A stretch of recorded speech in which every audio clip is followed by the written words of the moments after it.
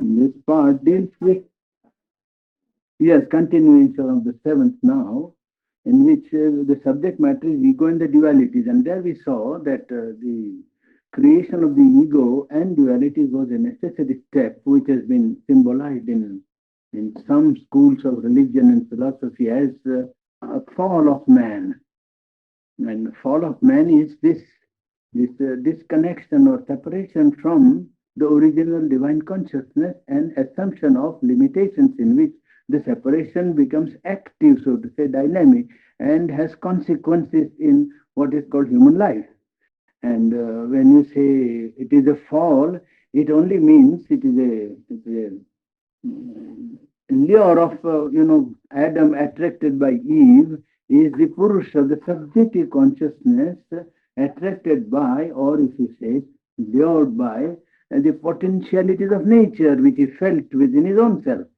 Nature is felt within its own self, and when the potentiality is seen in nature, there is an attraction on the part of the subjective consciousness to accept the lure and the consequences of what follows. You see, the redemption comes by rejoining the divine consciousness and bringing it into life, into nature. You see, that is real redemption. Redemption is not merely it is by abandoning the world or abandoning life. It is by a process of transformation or transmutation of the being that has now undergone a limitation, widening of the same limitation into a universal and a transcendent consciousness, and embodying on earth and in nature all the consequences of that universal and transcendent consciousness. Means embodying quite another nature, a transformation not only of consciousness and being, but a transformation of nature. That is the solution of the problem. Well, we were somewhere there. Now we must get the forest, otherwise we won't get anywhere. Last one is like a forest, and you'll be lost around your life. Now, is it possible for the ego to widen out into another universal consciousness? That was the problem where we were yesterday, isn't it? Yes. And normally, reason refuses to admit this potentiality and possibility to life. Perfectibility is not envisaged by a change of consciousness, by reason, because reason is overcome by the actual, by fact, by what it has to face immediately. Now, reason says, how can it be? And that is why I pleaded yesterday in my talk on psychology that those who have got the true vision of life see what is from what can be. A world that is from a world to be. What is the world going to be? From there they judge what is. The limitation of reason comes and say, what is final, almost. What is insurmountable. How can? Well, that is how reason does argue, and probably we argued yesterday also and accepted the position that so far as ignorance and dualities are concerned, the reading and feeling and knowledge of the ego is valid for its own sake, but it has no absolute validity in the sense that that is the only knowledge possible. It is possible to rise to another consciousness where all the values that reason admits as true, final, and binding all disappear, and quite another revaluation can be valid. Well, this is the position which we have taken last time, and here reason refusing to admit the possibility of any perfection, and that creates, you see, then is that this universe working under a law of eternal imperfection?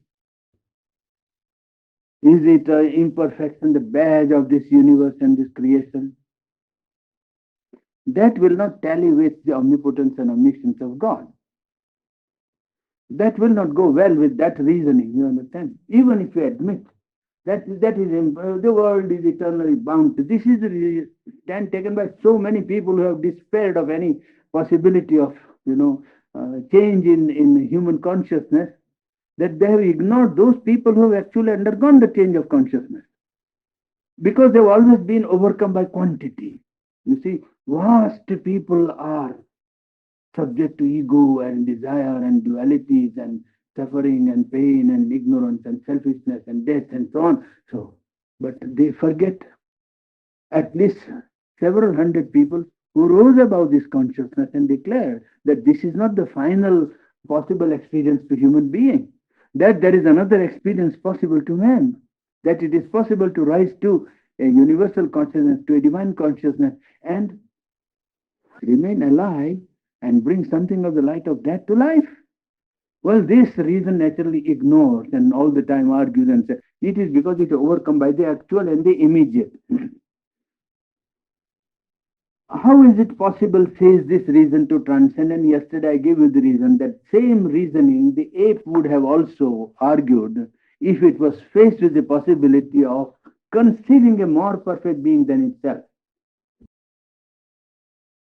You see, if you tell, he would not. And if you say that no, not only such a being is possible, that you yourself will undergo such a transformation that from you an Einstein will evolve, he would laugh at it. You see, he would simply say that is not possible. Even if I conceive that such a being more perfect, complete, and capable of knowledge than myself is possible, the ape would not believe that from the ape such a being could evolve. You see, that would be too much for it. You see, that would, he would say that is not possible. Just the same that is happening to human reasoning, human mind, and human, outer senses and outer knowledge when it is faced with the problem of a possible divine perfection. It always refuses, like the ape refusing the possibility and potentiality of self-evolution to a more perfect, being. And still, reason is contradictory in this refusal. You will see, because what does reason itself do? The reason itself does not limit itself by sense data. I see that the sky and the earth have met there. This is the first sense data. When I submit it to reason, reason says, well, let me see whether it's quite true. So reason in its own realm of limited knowledge admits the possibility of correcting the evidence that is given to it and arriving at higher and higher conclusions or higher and higher generalizations of knowledge. Because reason is a faculty for pursuit of knowledge. After all, it wants to know. And when it wants to know the first data of the sense submitted to it, well, pure reason does not admit as final. Mixed reason, or if you say it is there is a double reason allowed, mixed and dependent. When reason is mixed and dependent, it depends upon the sense data. But when it works in its purity, well, it does not limit itself by the sense data, corrects it, refuses to accept the first sense evidence, and goes beyond. So when you pursue the truth, reason itself is overcoming and throwing away the first evidence of its sense data and corrects it in order to arrive at knowledge of the truth of material world, truth of fact of life. And the argument which reason gives with regard to psychology of man or its development of consciousness is just the contrary of what it does in the evidence of senses. It says, how can you overcome pain? How can you overcome death? And it doesn't want to see that life unanimously never accepts the pain as natural. There is always, as he calls it here, I think is a very fine phrase here. The sensation is we ignore the sense that sensation, sovereign impulse is to reject pain. When you get the sensation of pain, the first reaction of the whole nervous system is to reject it. Not to say, oh yes, pain is natural. No. The very nervous system, without mind intervening, without any logic, refuses. The rejection of pain itself, well, reason doesn't take count of this great fact that this rejection itself is not merely an instinct which is important or bound to remain important. It is a line of a potentiality. It is an indication of a potentiality which, it is pursued, might lead to some practical result. After all, that is what man has actually tried, even reason. It has tried to overcome pain by anesthesia, isn't it? It has tried to overcome pain by several methods, so that overcoming of pain, and now this is by mechanical method. Is it not possible to do it by a psychological process? Because the very reaction of sensation sense organism is itself to reject pain. immediately. And so the sensation of life or the insistence of life is on eternity or immortality of life and not on death. So that is a line of indication which the reason refuses to accept. And because reason is overcome by apparent fact, but even from the point of view of reason, if you look at it from the point of reason, how does reason arrive at a mastery? It tries to probe into the phenomenon and tries to find out the cause. When it has known the cause, it is able to master the result. Well, here also what reason has to do is to find out the cause of pain, the cause of suffering, the cause of imperfection, and then it can apply the knowledge of cause to establish mastery. But what reason actually does in its own field is that it is busy with secondary, methods and remedies, and not with the original root causes. Reason goes to secondary cause, how a thing happened, not why it happened, what makes it happen. No, how a process takes place. And in being entangled in this knowledge of the secondary causes, well, reason does not want to know or cannot know the root cause of what happens, and the remedy for man lies in knowledge of the root cause. If reason could penetrate into the root cause of pain and suffering and duality, well, reason would be able to find out how to set it right.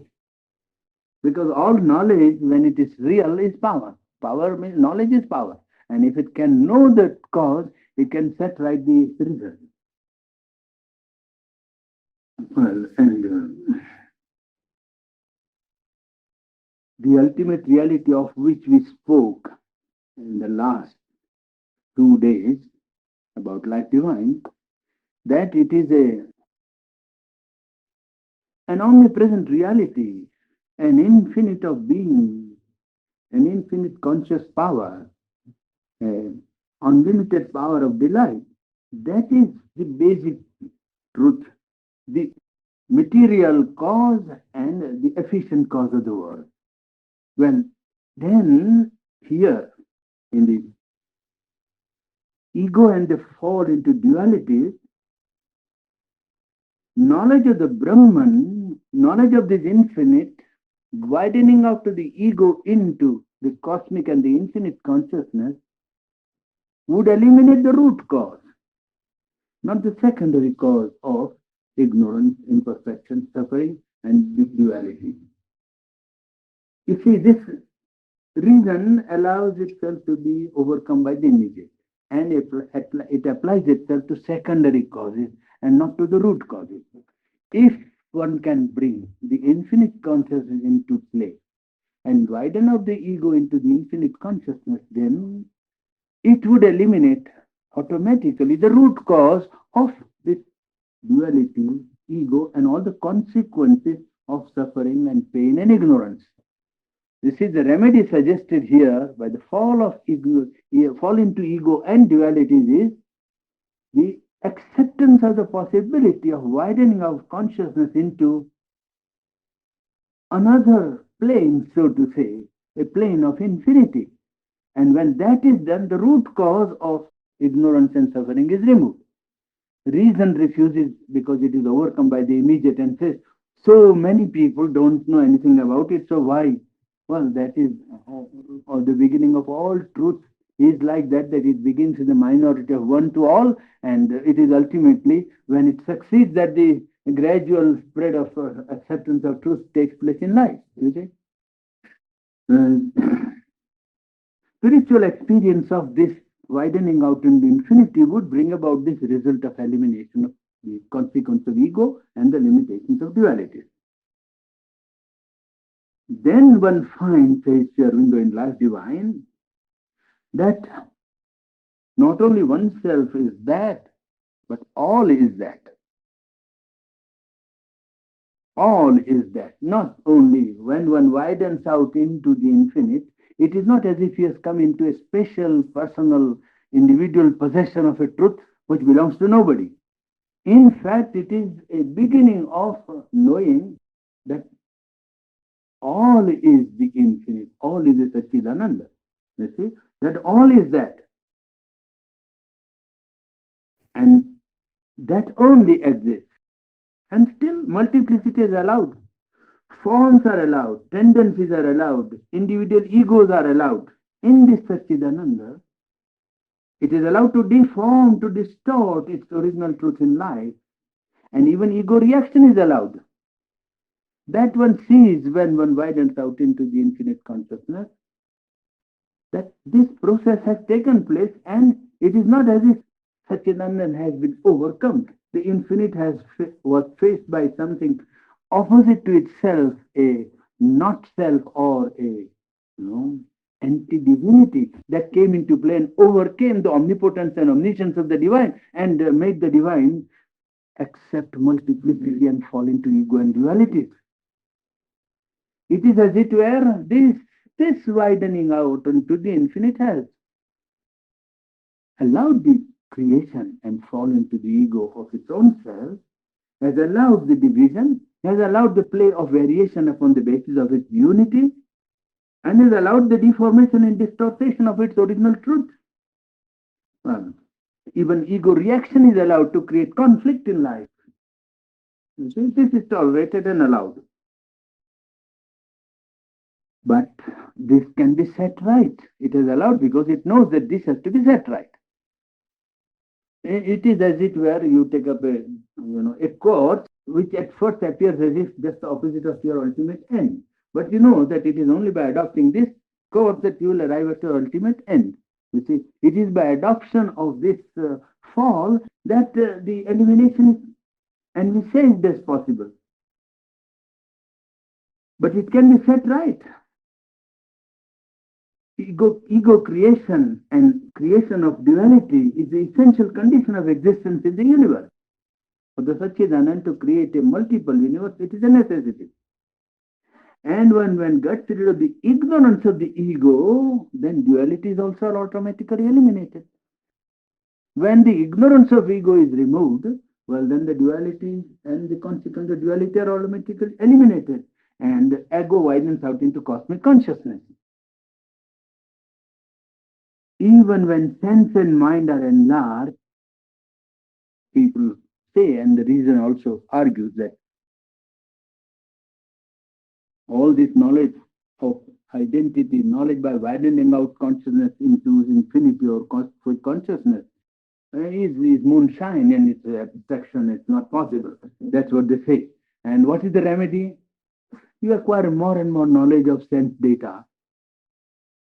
You see, develop your fancy and the knowledge, different departments, sociology, physics, chemistry, then astrophysics, all kinds of mathematics and so on. Go on increasing, and you enlarge this field of sense and mind.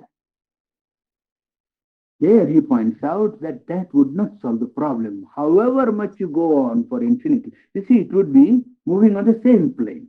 Now the plane of sense and mind is little. You say no, widen, so your plane will become like that. But you'll be on this plane. The solution lies in some other plane. However much you go on enlarging the field of physical research or scientific inquiry, you are not going to solve the fundamental root problem. You are only attacking secondary causes. The root problem lies in getting away from the plane of consciousness where you are working. You are working on the plane of ego here. So you say, this is small, I will widen it. You widen it as much as you like, even to infinity. But you are not making for height of consciousness, ascent of consciousness. Until that is done, a radical change in the consciousness is envisaged and brought about, well, the solution cannot be, found. Now here he says, that if you go on enlarging the field of sense knowledge and mental knowledge, however wide you may be, it will be only increasing and enlarging the field of phenomenon, not of the reality. Phenomenon, you'll be increasing, adding, as he says, feeding yourself with more and more grass, not with any substantial food. It is knowledge, in one sense, it is some knowledge attained. Every addition is something solid. Yes, true. But it is as it were, accumulating dry grass all the time. Well, it is hay. It is not solid, substantial food, which would bring about a change in your system. If change in system is to be brought about, then some other radical food is to be given, a more nourishing food, which is a spiritual food. Well, and that is the knowledge by identity, knowledge by oneness, not knowledge by separating the object and the subject and then taking the sense data and subject into to reason its operation and arriving at a conclusion and going on progressively increasing the knowledge of the phenomena. You see? No, knowledge by identity is the remedy. And when you say knowledge by identity means increase or expansion of self-awareness. Now one is aware of, when you say man, when you say I, you ask him, oh, I am body, or I am desire, or I am impulses, or I am ideas, I am thoughts, I am feeling, I am emotions. Yes, that is the limitation of the present formal. This self-awareness, when it is widened, and when the I is all, then the all is included in that I, because it is not a small I, but the I with a capital I, which is infinity. And therefore, the knowledge of the content is contained in the knowledge of the container. You see, if you can get the knowledge of the container, then you have the full knowledge of the content. Universe is the content of the self, of the infinite, of the Brahman, of the divine, of the Satchidananda. Well, if you are identified with it, then the whole content of universe is within that infinite consciousness. You know it by containing it. The difficulty now is that one wants to contain it by possessing. With a limited instrumentation given, with a little body, so it's a small nervous system with very small power, and with a mind that always requires data of the sense for its operation. How can he possess this all? You see, it is how can you contain? Yes, you can contain the all in consciousness, but the play of ignorance and fall into ego and dualities compels this impulse, very impulse to contain the all, to take the form of desire, and then we want to possess all. Now, possession by an external, clutch or external hold is impossible. And it is this running after possession of the all by each and every individual ego that creates what people call conflict, is it not?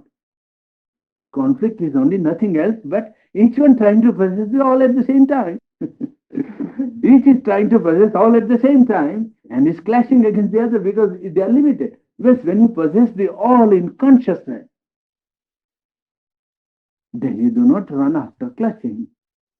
That is what the Isha Upanishad says, Ma grudakasya siddhanam. You see, yes, Isha avasyam idam sarvam, when all this becomes fit habitation for the Lord, and when one realizes that whatever movement of the cosmic movement takes place is a movement of that supreme, all-governing, infinite power, well, then it is Magrudakasya Siddhanam. Then don't try to possess somebody else's wealth because it is your wealth, really speaking, when you rise into that consciousness.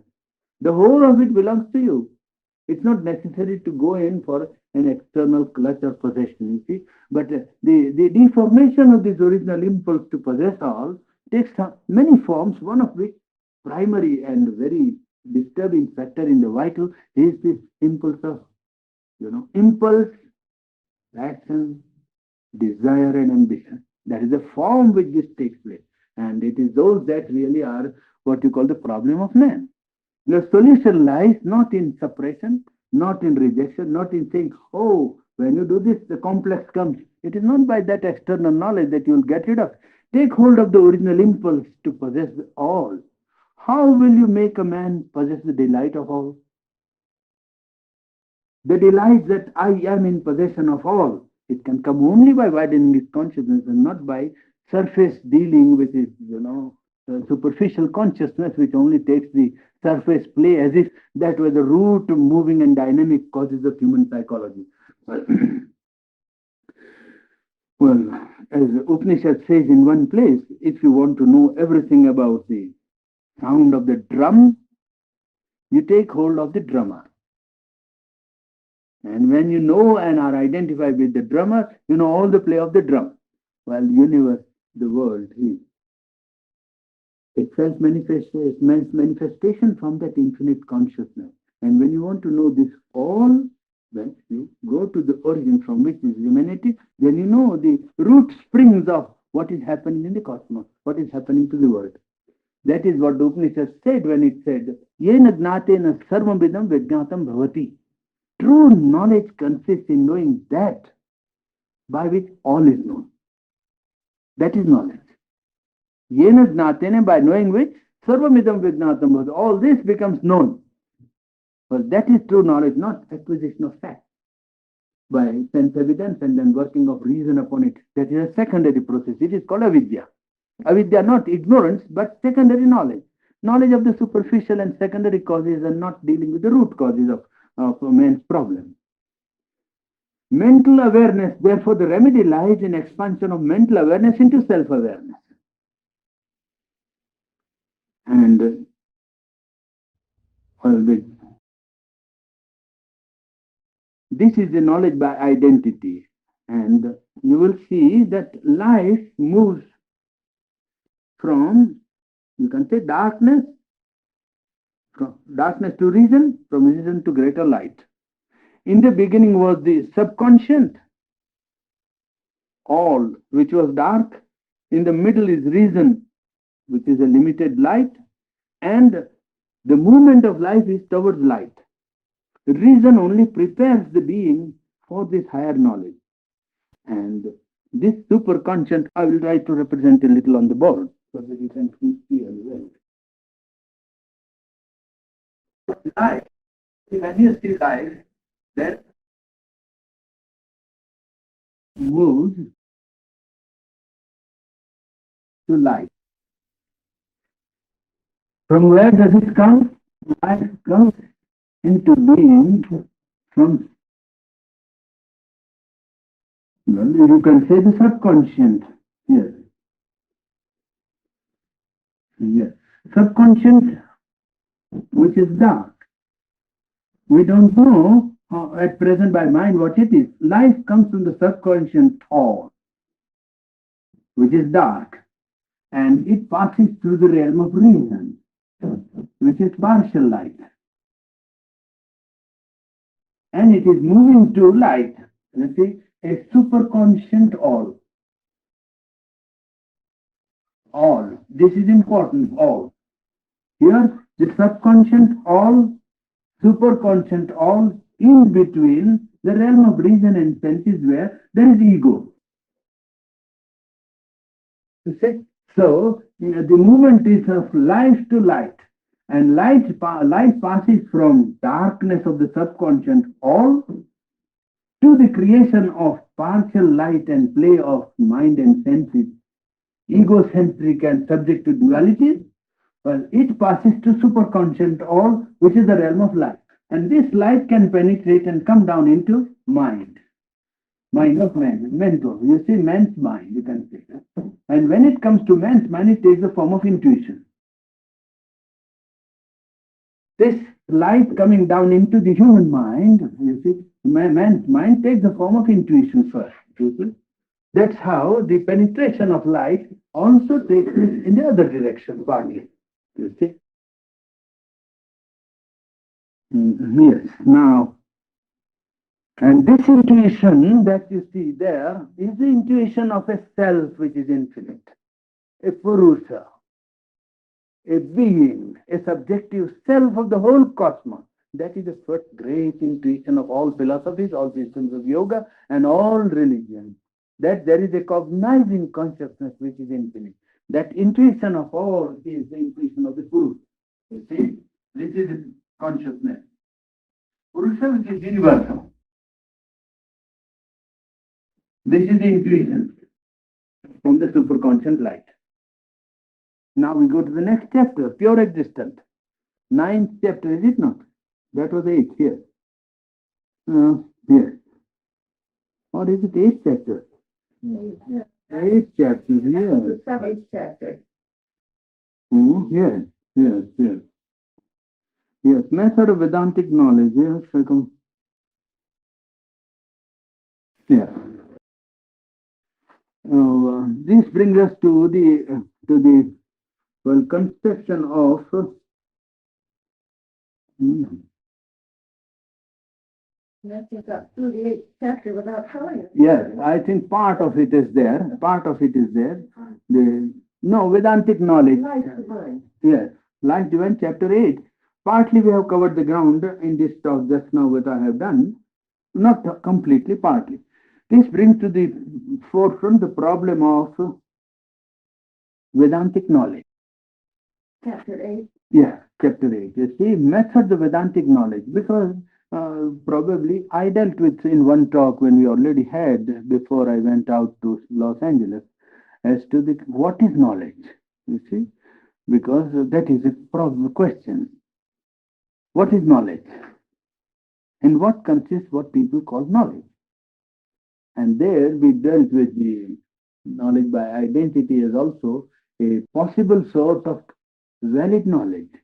And knowledge by identity is not mystic, superstitious, or something, abnormal, but normally known to almost the whole of humanity in the course of its cultural activity. There is no cultural activity in which something of the knowledge by identity has not worked. I showed that when you're talking about that. That knowledge by identity is always those people when they don't want to accept, they always say, "Oh, that is a talk. It never happened." It is something that actually concerns humanity. Humanity has been constantly taking advantage of this knowledge by identity, first working by a process of intuition. Identity does not take place all at once, but when the identity begins, it overpasses the realm of reason and brings light of intuition, inspiration, revelation into human mentality. And it is that which has molded many of the forms of cultural expression of the human collectivities, even not only to say of individual life. The cultural activity of many nations and races has been led, has been, so to say, formed by these great intuitions that came down from beyond reason, inspirations that came down and gave them values of life. It is not merely a old grandmother's tale to say that knowledge by identity is something that has happened to mankind. It is not something abstract in the air which the modern people always try to or brush it aside by saying, "Oh, but that is a talk." It's never. They refuse to see the thing as it has already worked in the past. You study all your literature, all your poetic literature, all your artistic literature, and find out what is only rational and intellectual and what is not, and you will immediately see the contribution, which is of the superconscious realm of consciousness, penetrating its rays into the working of human psychology, human heart, or human mind, or human sense of aesthetics, or human sense of harmony, or sense of beauty, or sense of perfection. It has all been influenced. Well, apart from that, methods of knowledge here we are discussing. And there I have partly covered the ground when I told you that the first instrument which man can and does use for his increase in knowledge is reason. And this reasoning faculty has double function, a mixed and dependent function and a pure function. I partly dealt with that subject just now. Now, when reason confines itself to sense data, to studies only the phenomenon, the appearances of things, then reason knows only the becoming, the change. Reason then does not know the being. Reason then cannot know what is changing. Only it knows how the change is taking place or what kind of change is taking place, or what it is that undergoes the transformation or change, the reason doesn't know. It takes the starting point, but when it goes beyond the starting point of sensation and sense evidence, well, then reason rises into its pure realm of action.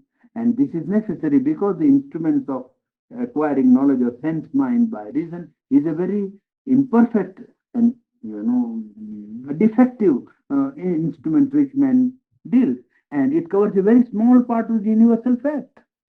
And say, how much can you see? Even not for 2 miles. You see, 2 miles, and how much can you can you touch? So the very limited and defective apparatus is there, and therefore it gives also of a very small area or part of the universal fact. And to correct the errors of the sense mind by reason is an important power of reason and a very valuable power. And pure reason brings us, therefore, from physics to metaphysics, knowledge of facts of life to the interpretation and understanding and generalization, a view of the world based upon evidence which is given and corrected. You see, that is how reason acts in its purity. It ceases to be mixed and dependent and becomes pure. There are, for instance, fact, idea of fact, ideas about fact.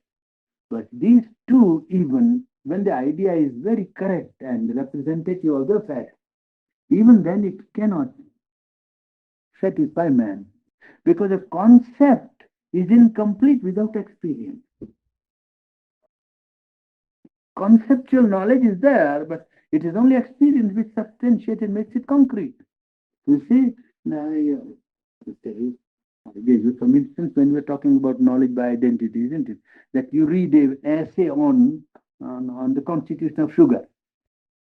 And when you read the essay on constitution of sugar, chemically you get an analysis and a formula, carbon, hydrogen, and oxygen, and so on, and the internal constitution of sugar and its effect on the human system, and its necessity to use as a fuel in the human system, metabolism, and all kinds of things you understand, and its reaction when it comes in contact with the human taste.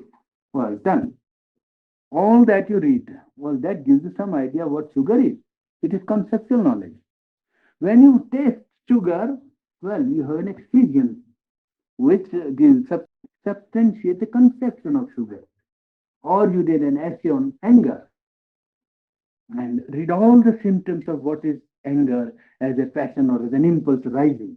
Well, you read and you understand that the human being loses its reason and loses its poise and loses equanimity, and suddenly, disproportionate to the cause, it rises to an impulse of expression which is abnormal, and then eyes become red or lips become red and all kinds of, yes, you read all that. Well, you have some concept of anger, idea, but you get angry for 1 minute, and then you know anger. You get angry for 30 seconds only and come back. That was anger, and you know it far better than you knew by concept. Well, the fact and the concept, though they may be adequate, reason, and correct and valid as far as they go, they are never satisfied. Experience, without experience, it is incomplete. Well, yes. Now, and therefore you will see that all experience is psychological. This is very strange. They say all experience is material. All experience is nervous. Even psychology is only reaction of nerves. You electrically, make the brain react, and then it becomes blind, or eyes can't see, or something happens to your lobe somewhere in the mind, the brain, and you see that is all human psychology, reduced to physiology of the nerve. You see, drugging the nervous system and trying to prove that parapsychology is trying to find out that suprasensual knowledge is possible in the transference of thought without intermediate, medium is possible. All these are so well known to anybody who knows ABC of yogic life that there's no use trying to bother about it first. And secondly, to reduce the whole of experiment on human psychology to its nervous system is to take the hold of the thing, as Sri says, by the wrong end. The first hand is the one who interprets. There are no inevitable reactions in the nerves. Remember that. All this is the first equation. And because it's a constant habit, we promote it into the dignity of a law. Absolutely, there is no such law for the nervous system to react only in a particular way. Absolutely, there is no such law. Nervous system reacting to certain, not at all. You can react quite differently. The consciousness is put and the pressure of consciousness is brought to bear upon the nervous system. The nervous system is refused to react as normally you find in 99.9 cases the normal reactions. No, certainly not. This is taking a habit and promoting into a law. A constantly repeated habit. Yeah, that we say. But a habit is a habit. That's all. It's not a law of nature. Because this reaction and dynamic movement is subject to an entity, to spiritual being. And this spiritual being is governing, can govern. If it is, does not govern today, it doesn't mean it has no power to govern. Because in 99.9 cases, the human individual does not go to the true original, the governing power, the psychic being or the vital being or the mental being, and put its force upon the nervous system. Therefore, the nervous system normally seems to react in a one particular way. But that does not mean that that's the law. As soon as there is an intervention, you will see that nervous reactions completely change. Absolutely. There is nothing to warrant that nerves must react in a particular way to a particular stimulus. There is no such law. General habit, yes, that's all right. Now, all experience is psychological because sense mind interprets what the senses receive. Sensation has no absolute value. There is one first, the traveling of the sensation to the receptive point, and then there is a valuation there at the point of reception: good, bad, indifferent, high, low, desirable, undesirable, present, repellent. All, well, this is interpretation, and it depends upon governing that center as to what value will be given to a sensation. I know, of cases in military life where, amputation is done without anesthesia. The whole leg is chopped off, and the man is not taking any anesthesia. Oh, he said, I'll cut it. Now, what do you say of that reaction? Soldier having lost his foot and hand walks 3 miles in Napoleonic campaign while retreat from Moscow was being done. How to react? Well, in Greece, 175 miles the man runs to carry the message of the Olympics. Facts. I'm putting a nervous fact now. How does it happen? Tell me. If this is the law by which you put a current and find out, and all this child display of surface psychology, it's not psychology at all. These are facts I'm telling you. In Greece, there was the one man had to run, you know that. In Tibet, even the man has to run. He flies practically. In Tibet, he used to fly to give the information about a certain holiday to be observed after a certain interval, 10 years or 12 years. And he carries a bell in his hand. When Madame David Neal, that French lady who was for 18 years in Tibet, has seen this man. She said she didn't know. And one day she heard the bell and she came out and saw that he was taking strides. The 10 feet, 20 feet, 15 feet like that. He was not flying in the air like that, no. But he seemed almost, to skip. He didn't walk.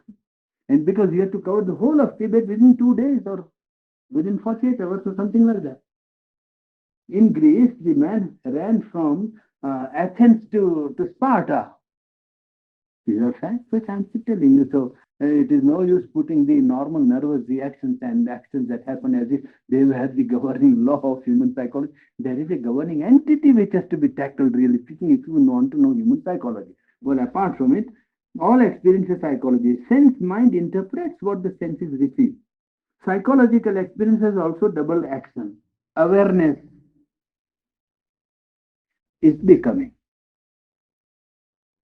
When you become aware, it is phenomenal. It is already becoming. You experience something on the basis of a substratum of being. Being undergoing a transformation of state is self-awareness. Awareness of anger, awareness of normality, awareness of peace, awareness of an object lying before you. Well, that is all the becoming. Our own existence, we know by an act of identity. We know that we are simply because we know it by identity with ourselves, is it not? And this separation prevents this all knowledge, this identity from being active. And this limitation is the creation of the ego, as we talked just now before. And limitation to the physical contact and mental operation. All knowledge to the normal human mind is, well, subject to the limitation of evidence of the senses and operation of the mind. Now, this limitation is imposed on the individual because of the creation of ego and duality. This limitation is the evolutionary condition necessary. But the dependence on this evidence on the operation of mind, he calls in life divine, is only the regularity of a dominant habit. Mark the words, regularity of a dominant habit. It is not a rule. And this is proved by mind directly knowing what is to be known. There are so many evidences to this that mind can know the thing directly without any intervention of any sense in between. There are people who have actually given a description of places where they have never been. You put a man into hypnosis, and then he gives you description of the city of New York sitting here. And he says, there, your house. Oh, is it number so and so? Yes, some man is going inside. You will be surprised to know how this evidence has been used by even England to trace crime. Dr. Rapier, I think, case of Dr. Rapier was an eminent case of knowledge by clairvoyance. They could not find 30 murders and they could never trace the man. Never trace. Ultimately, somebody told them, why don't you go to somebody who can read, the crystal reading as they call it, you see. And so they went to somebody and said, well, let us know. After all, we failed to trace the criminal after 30 or 32 murders. So she said, well, who is the man who has done this thing? So this lady sat down and they said, oh, there is a street in London. Oh, there is a brass plate on the house. It reads, so and so. Upstairs there is a man. There is a laboratory. Well, I don't know. That is the man. That is how I see it. Well, they traced. They found he was a medical man having a laboratory, and he was dissolving all the dead bodies in chemicals, the acid, nitric hydrochloric acid. And all the dead bodies were dissolved. Never a trace was found. This was case. I am speaking authentically from a report in London paper. Now, this knowledge is not by sense evidence. What I mean is that evidence of something absolutely direct knowledge by mind. So can telepathy, so can thought transference take place. Operation of a will at a distance is so well known. I think AE, the famous Irish writer George Russell, in his book Candle of Vision, he has spoken about this experience of his own. How he was sitting in Egypt, and a friend of his saw him sitting at the pyramid in moonlight and wrote a letter to him. So, what I mean is that when you talk to these people who don't want to believe, as Yamdo says, you can't make a man believe when he has decided not to believe. Modern mind absolutely refuse to believe because they have other potentialities in which direction in which they want to try. Welcome to that. There's no harm. You try external possibilities and potentialities of wireless and all kinds of gadgets. That's all right. No harm. But that it is possible without any intervention, why don't you admit? Because it's a fact. There's no harm in admitting a fact. After all, you're not admitting something that has not happened. It is evidence of men like Sir Oliver Lodge or Sir William Crookes or, Conan Doyle or people who are probative, who have honesty and who are known for being people who know what they are talking about. I mean, they are not interested in telling lies anyway. You see, but that is what modern mind is trying to do. No, don't look after unpleasant and undesirable facts. That's all. You need not try if you don't want to try. But that mind is capable of a direct knowledge without intervention of any sense apparatus is something that I think doesn't require much proof unless you are, cussed and don't want to accept. Say that no, I refuse wealth, and it's another matter. Well, this is a limitation which is an evolutionary condition, but mind can directly know. Hypnosis and other phenomena are already well known. You see? Now, a balance is between mind and matter. Why this mind is not able at present to act freely and always? You will say that if this is a faculty, why does not all mind do? Because mind is now dependent, mind is material, mind is encased in matter. Therefore, its dependence on matter has become now very great and almost an established habit. You see, because mind is not operating in its purity. There is a balance between mind and matter, and normal waking consciousness also is so much habituated to depend on the evidence of the sense being, extroverted, that direct knowledge to it is not possible by the mind only. See, that is all. Now, now, but sense mind has got a sovereign action also possible. For instance, it is possible to know the weight of an object without weighing. Even sense mind can act sovereignly if it is trained. You see, you can know the weight of an object, distance of something. This is also a possible a sovereign action. And even this only enlarge the field of the phenomenon. These do not ultimately, even mental knowledge, direct, knowledge of the object by mind, or enlargement of the sense mind and sensation capacity to know directly without going through material process. Even if you succeed in doing, it will not enlarge your consciousness into infinity. No, it is only enlarge the field of phenomenon, field of becoming. Sri Aurobindo is pleading that you must attack the field of being, where you are, what you are. You have to deal with what you are. And then cease to be only a little body, little desire, a bundle of desires and emotions, and bundle of ideas. From mental awareness to self-awareness to cosmic awareness, that the whole is one. And it is in each, the whole is present. That is what is coming in the next chapter, I think. You see, the own awareness and you see, the knowledge of the content is contained in the knowledge of the container. You see, mental awareness must expand into self-awareness, then the content of the Atman, which is universe, will be known. And that is the equation which we worked out just now. Now, this gives us to the intuition behind the mind is always working. We show the first intuition, that was the intuition of the one Purusha. The formula is I am he. First formula. Soham asmi. I am he, the infinite, the unlimited, the divine, the supreme, the Lord, or the cosmic consciousness. Then tattvamasi, thou art that. So not only I am he, but that which I cognize as outside myself, thou, well, thou art also that. And third is sarvam khalu idam brahma. All this that I see is the infinite.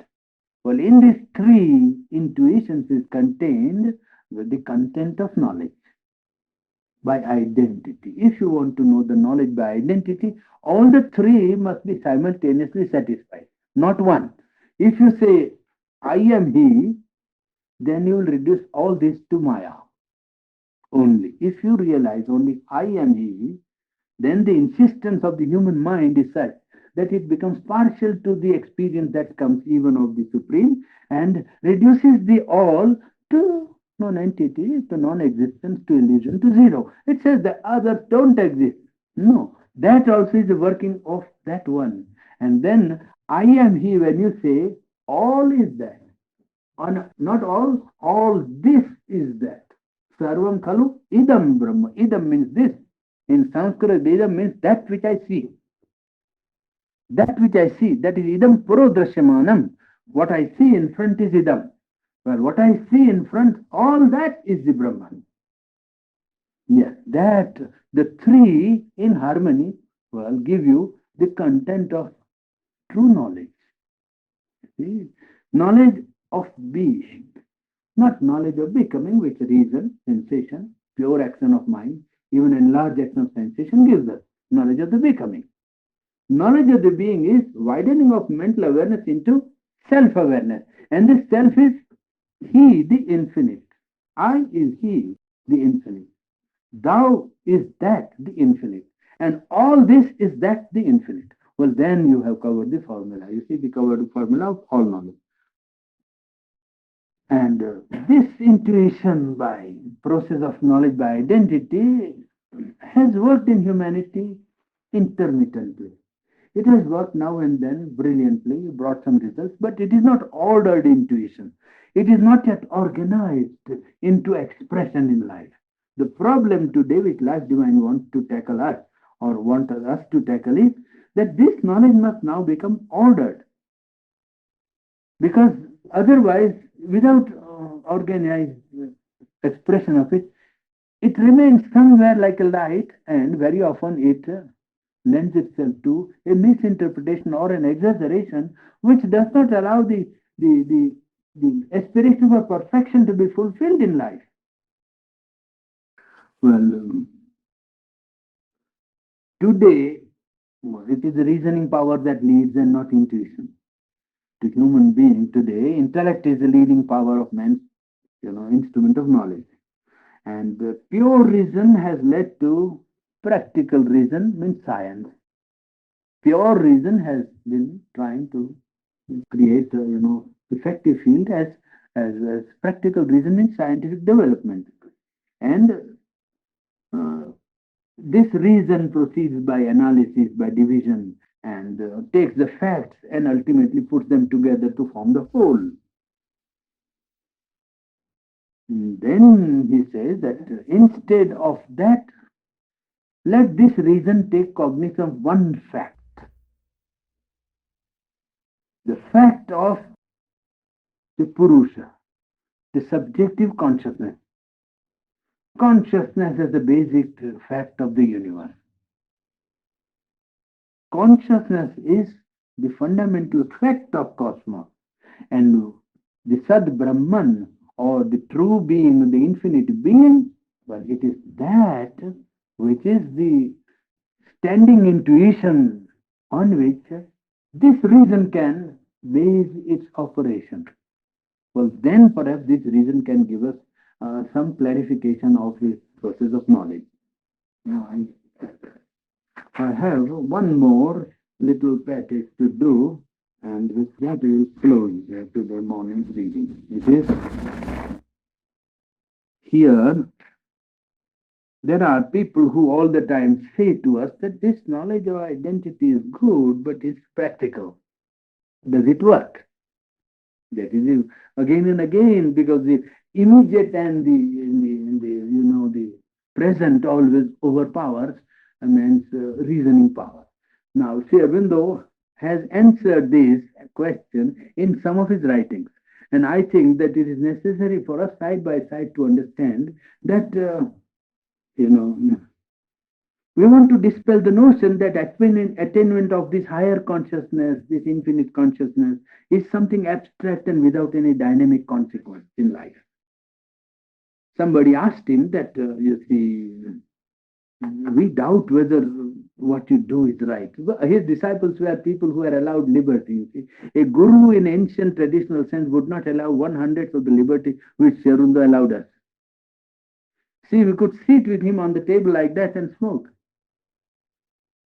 No Indian traditional guru would allow a disciple first to sit on the same level of the chair. Well, if the guru is sitting, you sit down or you take a lower seat. When that is understood. I mean, I'm taking out tradition. It may not be very nice for people to feel independent and equal and all sorts of things, but that is the tradition in India. That the guru is one who gives you knowledge, and he does not give you information and doesn't write books and thesis. He gives you something which changes your consciousness, and therefore you take it from him as if you have to receive something from him. But he allowed us, enormous amount of liberty because he knew the age and he himself was a product of modern age. He was not an ancient somebody in the limbo of the past, the Rip Van Winkle who suddenly awakened to this modern world. He knew the modern world more far better than many modern people know it. You see, he been to England and Europe and had his own training absolutely in English language. He didn't know his own mother tongue. So he allowed this freedom, and so he allowed all kinds of questions. So Dilip could put all kinds of nonsensical questions, I tell you, idiotic questions almost. Oh, you say like that, but how can I believe what you say? To a guru in India, you see, he would say, get out of this house and do what lies is on. You are quite unfit for this path, get out. But he was so kind and considerate, and he thought perhaps there is some thing why he is attracted to this path, why he came leaving everything to me. Now he is full of difficulties. How can I reject him? There is 5% of chance in him. For 90% of his stupidity, I can't reject him. That's how he used to look at it. And so he used to allow him to all kinds of questions. To all of us, he allowed. Not only Dilip, everybody he allowed all kinds of questions. Now, there was one question. So he said to him, when he wants to become a little strict, his strictness even has a softness about it, very soft. So I must remind you, he's telling, I must remind you that I have been an intellectual myself and no stranger to doubt. So I also know what is doubt. Both the mother and myself have had one side of our mind as positive and as insistent on practical results, and more so than any Russell can be. Dilip put the idea that I met Russell and he's an intellectual, great this, that, and says, I know what Russell stands for, and Russell can ask for practical result. I also know as much to demand from my process as Russell can demand. We would never have been contented with shining ideas and phrases which a Roland, means Roma Rola, or another takes for gold coin of truth, shining phrases and ideas.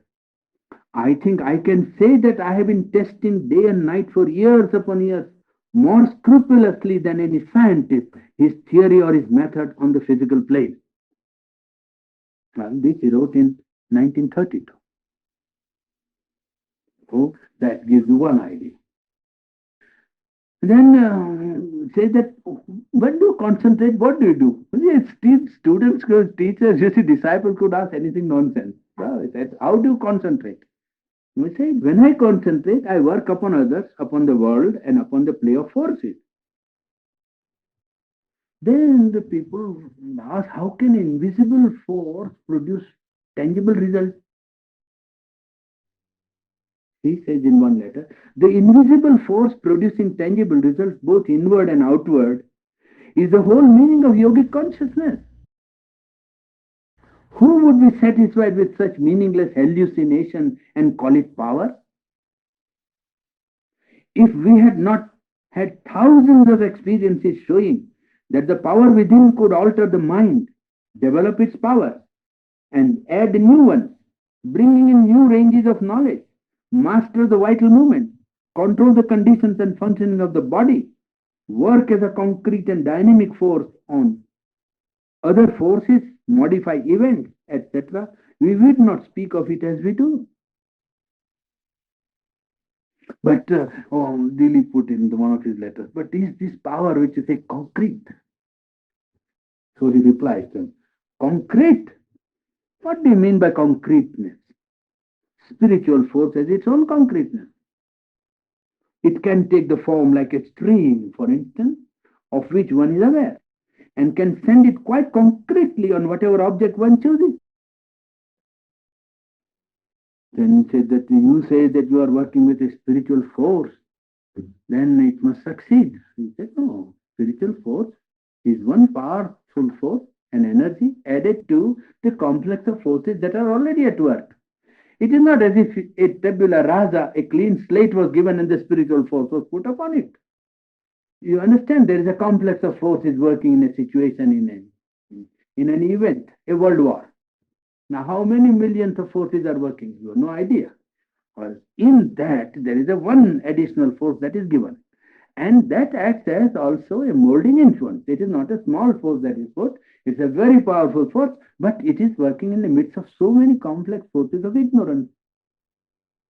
National interest, egoism, selfishness, sacrifice, country, patriotism, cause, ideals. How many? This is nothing. What I am counting is nothing. There are economic forces there. So in a world situation where, a great clash of interest takes place and collectivities are brought into, contact with each other in a conflict, well, there is a world of forces that is at work. And on that situation, when a cosmic consciousness or a divine consciousness is made to act, It is not acting as if it is given a clean slate to produce whatever result it likes, but it produces some result which would not have come if it had not acted consciously. Certainly, that is true. Now, he is saying, I have always said that the spiritual force which I have been putting on human affairs, such as the war, is not supramental but overmental force. And that when it acts on the material world, it also is inextricably mixed up in the tangle of lower world forces, that its results, however strong and however adequate to the immediate object, must be partial. Now, this impartiality of observation and, a sort of a detached view of his own work is a quality which I have never seen in any spiritual person, I tell you. I have never seen that power in anybody else. This power of, complete detachment and impartial observation. Absolutely, that is something that took my breath away when I first knew it in 1918. Tremendous.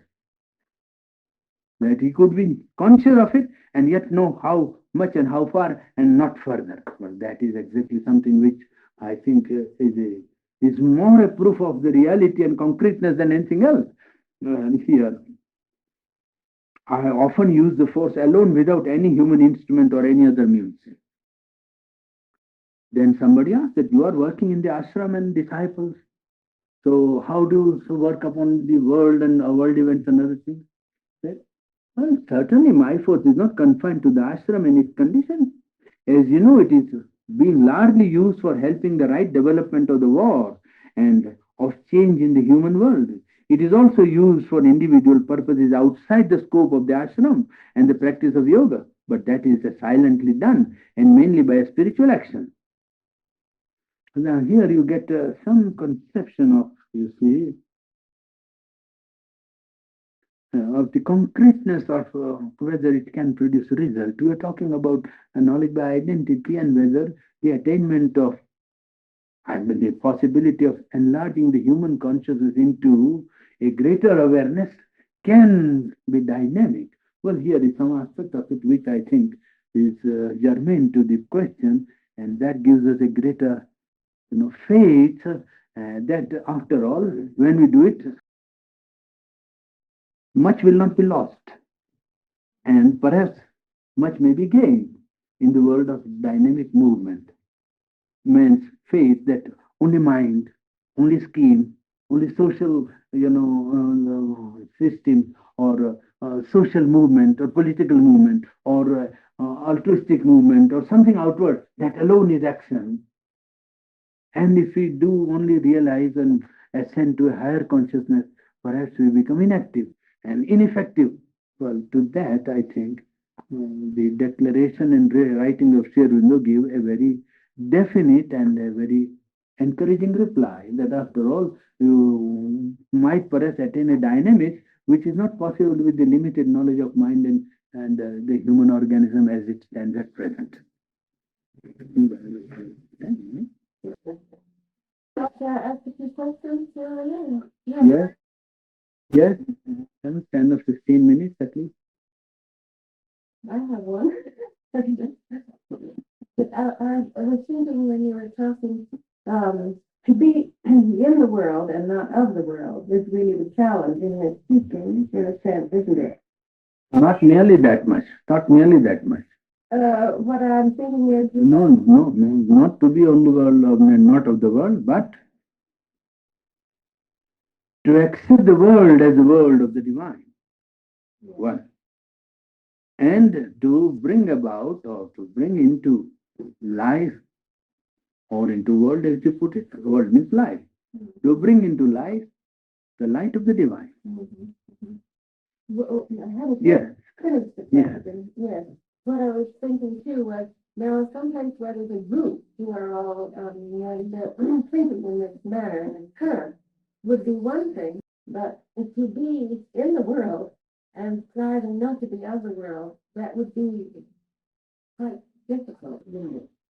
Not difficult if one wants to do it. One always does what one wants to do. That is what always struck me as something which I have never understood here in Europe, I mean. Yes. That people always say, oh, we can't do this. We have no time. I never understood it, to tell you frankly. I tell you frankly, I must be very frank, but I never understood it in my life.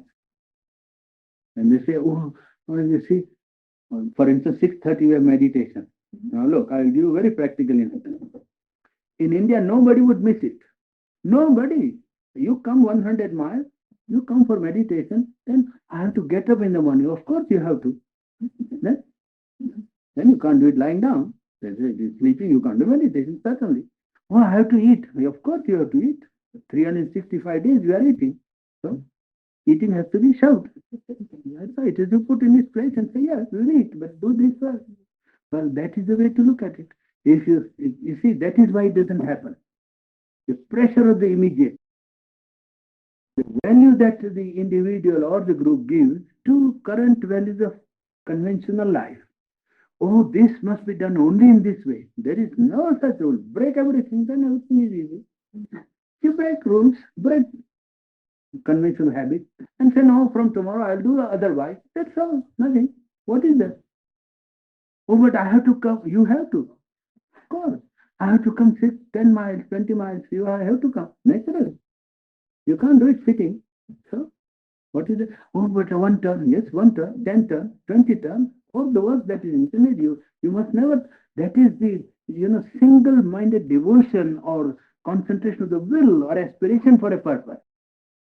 Now, that you can't flag it. You can't, drive by outer force in anybody. This can't be done. This must come from within. This is Agni in the Vedic language. This is fire.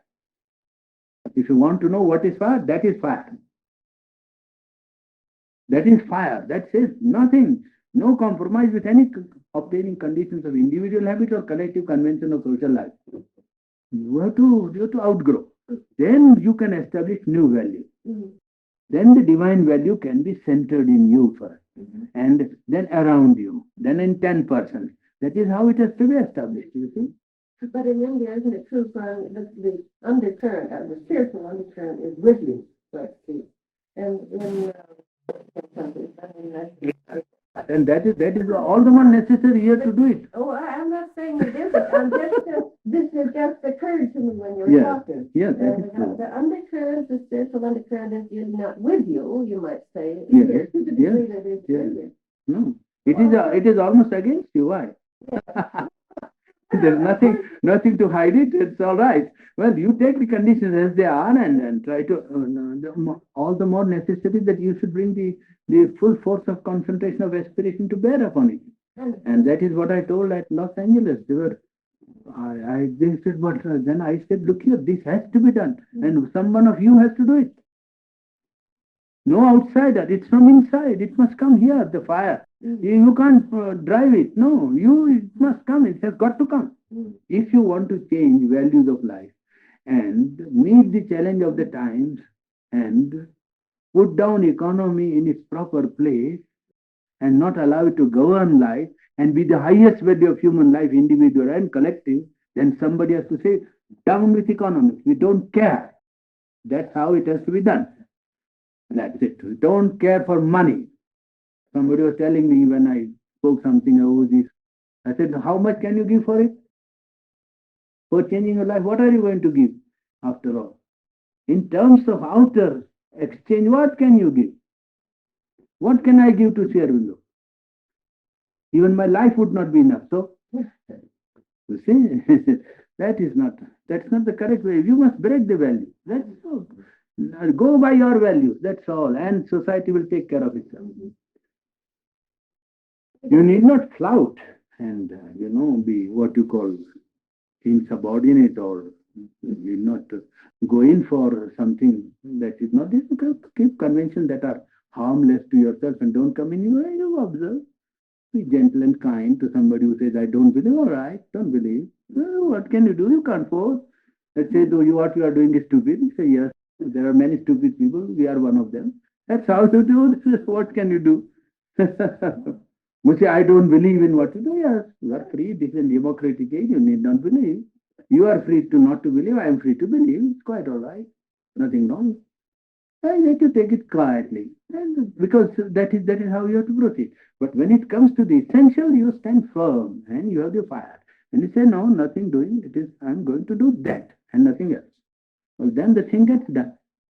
It gets done. There is no doubt about that because you are not alone. You have to always remember this that the whole of the divine force is behind you if you are true to that call of the soul. You are never alone. Never. Not even in the jungle of Africa, I was alone. So when I had the difficulty with the immigration officer, well, I was quite alone. And yet I was all right. Nothing wrong. Would it be true, Purani, even having a greater opposition also, if one was true to this divine call, there would even be maybe an opportunity to even increase quicker growth? Quicker growth, yes. Yes. Yes, of course. It is that. It is only one has to know that he must not compromise on the fundamentals, on the inner life, and on the need of spiritual growth. There should be no compromise with any outside value. Then one, you need not go and fight or disturb or destroy nothing. When they come and knock, you see that if it is harmful, you bear the knock. If it is harmful, you reject it and throw it out. Otherwise, you try to create as much goodwill as possible so that others also may try to follow. If they have the inner call, I mean the inner sense awakened, others also may take to it. You try to be sympathetic with goodwill to all. We should maintain a goodwill for everyone. We don't want to feel that because we are doing spiritual work or trying to do spirituality, we are superior to other people. Nothing of the kind. Nobody is superior to anybody. Divine is superior to all. That's all. And if one seeks that, well, he might plan to do good to himself and do good to others. That's all. Teacher Curry, one thing that almost seems to me to conflict in a sense, at least I can't seem to coordinate the two, is Sri Aurobindo emphasizes self-surrender and the grace of the divine, but That is when you come to the method of yoga, isn't it? Yes. to use intellect and reason seems to conflict with this. No, when you have decided to live your spiritual life, then this very process will show you why surrender is necessary. We have come up to here now to an infinite consciousness, isn't it? Up to the reason, and you are not present all through. But life divine is trying to put down an ideal to the human mind. And rationally, the process works out that there is an infinite of being, consciousness, and delight at work. Man is only one term of it, and on each term, the totality of the Supreme is present. Totality of the Satchidanand is in every blade of grass and every grain of sand. If the whole of it was not present, even sand cannot be sand and grass cannot be grass. Now, on this truth, we are proceeding. And the problem is to enlarge the mental or human consciousness into that infinite consciousness. And there he says, we have just said that reason has its own limitation and two functions, a mixed and dependent and an independent function. Even independent reason is not capable of solving the problem because reason is dealing with phenomenon and not with the self or being. Reason can accept one intuition that there is an infinite subjective self at work in the universe. This much reason can accept because that's an intuition which has been standing all over the world from the beginning of human history. Something has been felt to be at work. Something. And there you call it as, he calls it Purusha, subjective self, and infinite being. And infinity of being is taking cognizance of all this. That is the first intuition. As far as reason can go, is that far. Now, when you take up the process, then the human has to give himself up to this infinity in order that the infinite may be able to work in him. It is a very simple process. Surrender is not at all anti-rational or irrational. It is very rational. If you allow a very wider current to work upon you, you open yourself to it and contact that, and so that it may come into you, isn't it?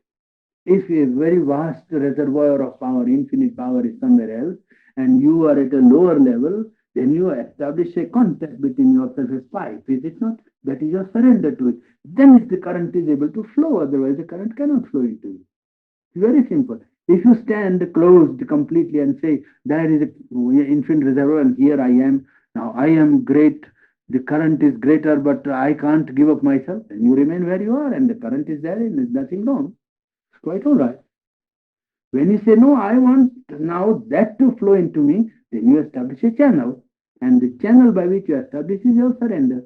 Surrender means opening yourself. You see, the sun has risen, and you say, now my windows are closed. You say, but I open my windows. That is surrender. Then the sun is able to penetrate and come into your house or into your room and light it up. That's all. It is very simple for people who have, earnestness of seeking. It is difficult for people who are very egoistic and say they are something very precious and wonderful and marvelous, and they have so much to give. What they have to give, I don't know, because they have only ignorance to surrender, isn't it, after all? What has man to give as if he is having a golden social possession that, oh, if this is lost, what is lost after all? What is a man? What is the power of man? Few ideas, little carbon, hydrogen, calcium, phosphorus, nitrogen, that's one, desires, impulses, which are common with the animal, and a few ideas, and the idea that I'm very great. It's the greater vanity than any other creature has. That's all that man has. And that only has to surrender, nothing else. It's very simple. If he takes a very objective view of what himself is, he would think, if there is such a being, I would like to gain by giving up this nonsense. Isn't it? After all, giving up is nothing much precious. People have a little confusion about giving up the ego. They think, then what would there be? When you draw a blank. Yes. Some people have that. Is that what you think? No, actually, I had no fault to find with the surrender. I'm wholeheartedly for that, and I can understand. I don't understand the reason part. That's right. It seems like there's Better a not lot to. of intellectual. Better not to. It's bothering your head for nothing. Some people need that. I think that was a bit. They are afraid of losing their personality. They think that personality is a very precious product of life and you should not lose your personality. Really speaking, surrender fulfills your personality as your egoism can never do. Surrender is not losing yourself but gaining a higher self.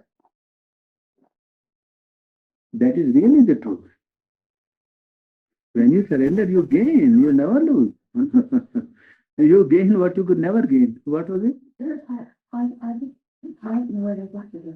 Very sensible thing to say, but I think most of us, we have a memory of radio, which is there and can never be put out. We're always trying to go back to it. Because we feel it's part of our being. It isn't something that's never known to us. We know that it is part of us and we long to behold it. We long to go back to it because we want to that. But we don't know how or when, but we know we did. Yes, that's it. It is that aspiration itself can be an active force. You see, a constant aspiration that I want to contact this higher consciousness, aspiration that I want to become that and cease to be what I am now. That you maintain either in the heart or in the mind. You have a constant aspiration, not a desire. No. I told you that. I dealt one day with a distinction between desire and an aspiration. You see? So an aspiration is the effort of the being to change and widen. That is aspiration. The being itself wants to widen. It is not busy with the process of instrument, mind and emotion and vital being and impulses and desire. No. It is the very, what I am, I want to change. You understand? Yeah. Yes, that's it. And there you maintain that will that I want to change, an aspiration that I want to change, idea in the mind or in a flame in the emotion or a will in the vital that I must change, I must widen into a higher consciousness. Well, that is the first step of yogic life. That is how you do the yoga. It does not require to abandon life or to renounce anything. Decision of the will that aspiration is the first priority of life. Well, there you start yoga. Yoga is not something miraculous, marvelous, or abnormal. It's very normal when this call is felt or necessity for a greater perfection becomes dynamic and active in man. You see? Then yoga becomes very natural process. Only all the time you concentrate, whatever you are doing, you concentrate on the aspiration. That I want to widen into a higher consciousness. I want to contact the higher consciousness. And the higher consciousness is not absent because he is all the time present. An omnipresent reality, remember? Yes. So you are in the presence of somebody all the time. Didn't you tell us before time that aspiration is the yearning of the seed to fulfill itself? Didn't you tell us before Yeah. aspiration is like the yearning of the seed Yes. to fulfill itself? Yes. Yes. Like the yearning of the seed of a tree. Yes. Yes. Yes. When a seed is given a language, if seed had a language, it would say, I want to become a plant. I want to have, develop. I want to have flowers. I want to have fruit. Well, that is aspiration. That's not desire. Because the potentiality is there already. It's not asking for something outside. We had that one. That is aspiration. You see, it is the movement in the seed trying to realize its potentiality. Well, I suppose but yeah, that's quite all right. I can't understand why the nervous system and the habits and the process or processes by which we become more conscious or get new knowledge of any kind, whether it's of the physical or whether it's of the all, the spiritual. I can't understand why the process itself is not something to be valued and to understand. For instance, now I know how true it is what you said about experience, but you taste the sugar and you have the experience of sugar.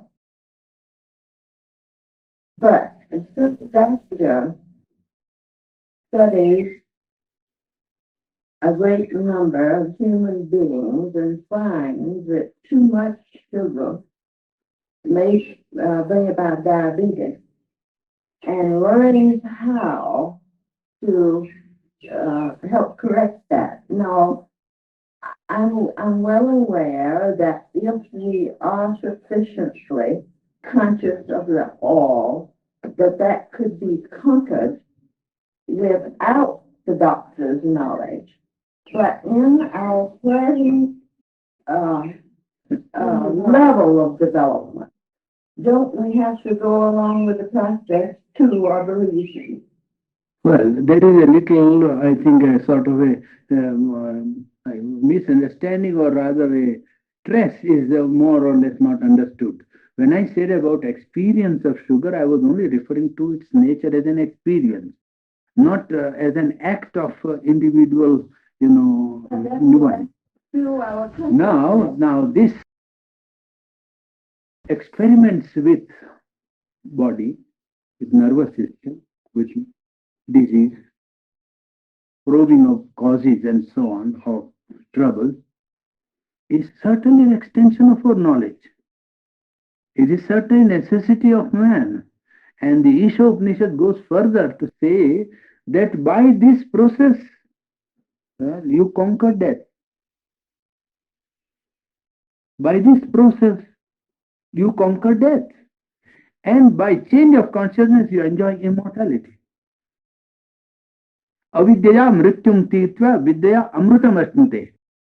This is by avidya, you conquer over death. The limitations of, by death you mean the limitations of human consciousness, that's all. So even by processes of reasoning and scientific advance and inquiry, what we do is add perfectly more and more till we come to the very limit of mortality, almost to the limit of mortality. So that all that knowledge is very important and good and applicable to life. The difficulty comes in when those who experiment with these things tell us or claim that this is the knowledge which is the knowledge of the fundamental and this is the human, then we say, well, we have our reservations, that's all. It is not that we don't stand for scientific progress. We say scientific progress is indispensable and valuable, but that is the one thing or one direction in which human culture or human development must go, and there is no other line of knowledge possible. Then we say, no, there is a line of knowledge of direct identity, which certainly can be equally valid and perhaps more applicable in certain cases than even physical knowledge. That's all that we want to say. And the limitation which I have observed is that the claim of these people to know that this is the knowledge of the secret or the process of psychology, as if it was the center of psychology. That I would say, no, it's a very small region of psychological knowledge which has some bearing to psychology, but psychology does not consist in only in that field. That is all that I wanted to convey, nothing else. And when you, express it, but when you through intuition, you bring something else into mind. If it's brought under the control of reason, eventually you are contributing that way to the growth of reason. Exactly. Enlarging reason. That is why I say that organization of that intuition becomes necessary. And in fact, life divine is nothing else but organized intuition. Well, then the process goes along with the growth, doesn't it? Yes, certainly. Becoming the being. We take advantage of where reason stands and try to utilize reason in the process of self-realization. That's it. Reason is not rejected. Reason is almost raised to its maximum first, and when it overpasses the limits, it knows why it is overpassing, in fact. And that is its greatest contribution.